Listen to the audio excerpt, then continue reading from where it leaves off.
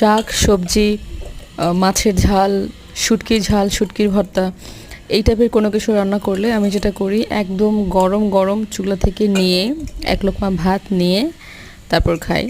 কারণ টাটকা টাটকা গরম গরম চুলা থেকে নিয়ে খেতে আমার ভীষণ ভালো লাগে। তো মূলা শাক রান্না করেছিলাম, আমার তস হয়েছে না, আমি একদম চুলা থেকে নিয়েই খাওয়া শুরু করে দিয়েছি।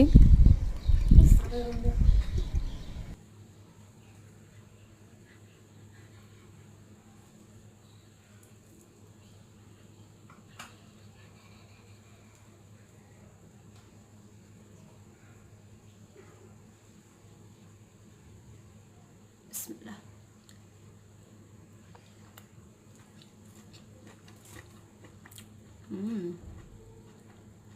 মজা।